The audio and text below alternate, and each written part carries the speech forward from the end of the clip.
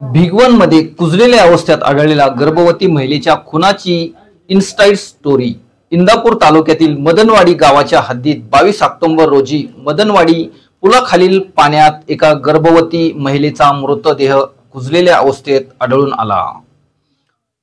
यामुळे एकच खळबळ उडाली होती। मात्र केवळ 24 तासाच्या आत या महिलेची ओळख पटवण्यात आणि तिच्या मारेकऱ्याला अटक करण्यात पोलिसांना यश आलं आहे। पुणे ग्रामीण पोलीस आणि भिगवण पोलिसांना यामध्ये महत्त्वाचा असा तपास करून दीपाली सुदर्शन जाधव वय वर्ष 30 असं खून झालेल्या महिलेचं नाव असून ते बारामती तालुक्यातील कटफळ येथील आहेत। मृत महिलेच्या विवाहबाह्य संबंधाच्या संशयावरून तिचा पती सुदर्शन उर्फ रविराज रणजित जाधव वय 36 वर्ष राहणार कटफळ तालुका बारामती याने 14 ऑक्टोबर रोजी डोक्यात लोखंडी हत्याराने घाव करून महिलेचा खून केल्याचं आणि पुरावा नष्ट करण्यासाठी तिचा मृतदेह ब्लँकेटमध्ये गुंडाळून भिगवण येथील मदनवाडी पुलाच्या खालील पाण्यात फेकून दिल्याचं पोलीस तपासात समोर आलेलं आहे। आरोपीला भिगवण पोलिसांनी अटक केली असून 31 ऑक्टोबर पर्यंत त्याला न्यायालयाने पोलीस कोठडी सुनावली आहे।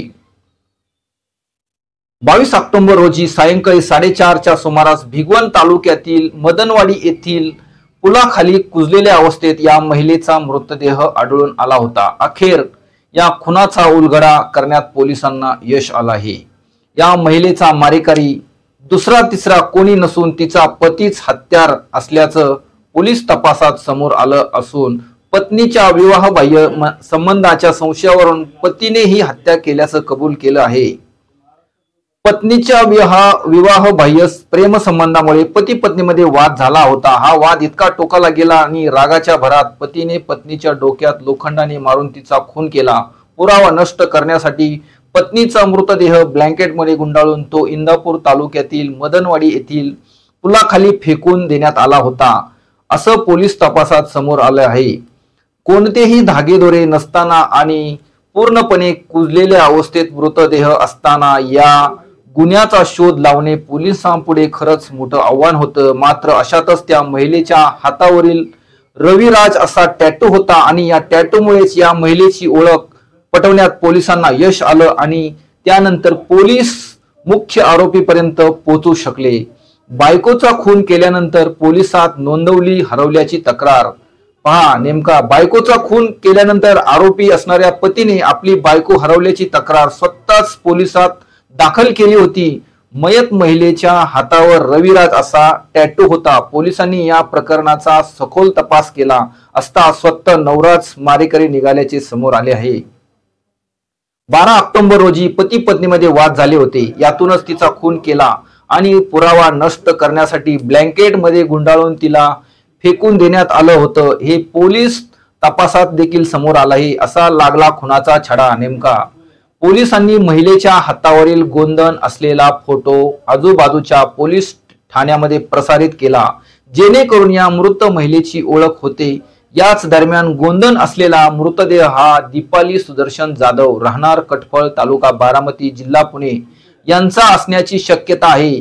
त्यांच्या हातावर रविराज नावाचे गोंधन अशी माहिती पोलिसांना मिळाली।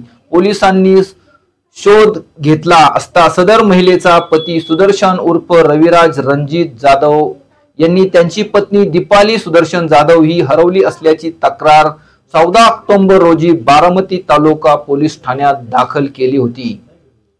त्यानंतर हा मृतदेह सुदर्शन उर्फ रविराज जाधव यांची पत्नी दीपाली जाधव हिचा असल्याची ओळख पटली। पोलिसांनी याबाबत सुदर्शन उर्फ रविराज रणजित जाधव याच्याकडे चौकशी केली असता तपासामध्ये पोलिसांना विसंगती आढळून आली। त्यामुळे पोलिसांचा संशय बळावला। पोलिसांनी त्याला विश्वासात घेऊन चौकशी केली असता पत्नी दीपाली जाधव हिचे विवाहबाह्य प्रेम संबंध असल्याचा संशय त्याला होता। दीपाली ही गर्भवती असल्याने तिच्या पोटातील बाळावरून सुदर्शन उर्फ रविराज जाधव आणि दीपाली जाधव यांच्यात 12 ऑक्टोबर रोजी सकाळी 9 वाजता कटफळ येथील राहत्या घरी भांडण झाले होते। वाद इतका विकोपाला गेला आणि सुदर्शन जाधवने दीपालीच्या डोक्यात लोखंडी वस्तू मारली आणि तिचा जागेवरतीच खून केला।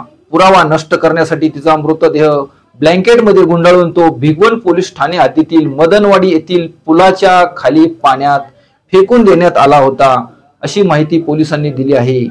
आरोपी सुदर्शन उर्फ रविराज रणजित जाधव याला पोलिसांनी अटक केली असून न्यायालयाने त्याला 31 ऑक्टोबर पर्यंत त्याला आता पोलीस कोठडी सुनावली आहे।